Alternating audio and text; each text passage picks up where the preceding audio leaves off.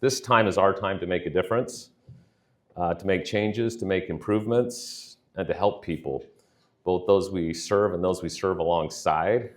That's part of the reason why we come to these events, to be educated. I felt like the Spring Leadership Conference this year was awesome. We had amazing attendance, representation from all up and down the state, different health systems were here.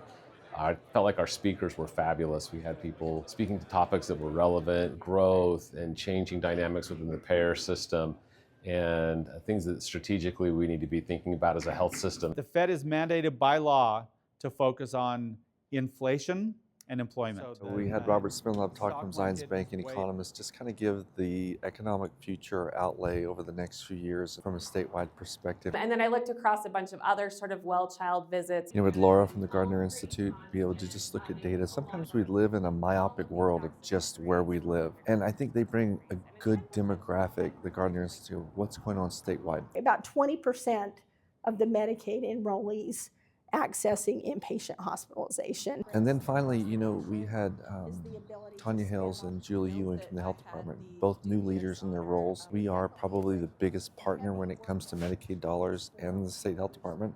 So to be able to hear their vision and the relationship between hospitals and health departments is vital and critical. We met with our Rural 9 network.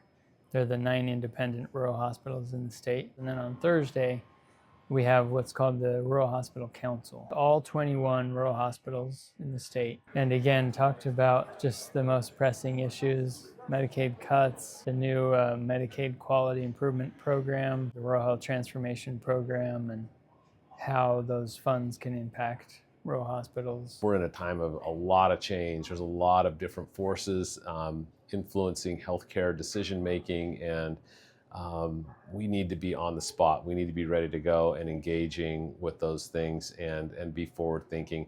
Really appreciate the way that our leadership at Utah Hospital Association is positioning us to do those things. No one wants to come to a hospital, but when you do, we're there 24/7. And being able to help our communities know that and continue to serve them, that's what Utah Hospital Association is about.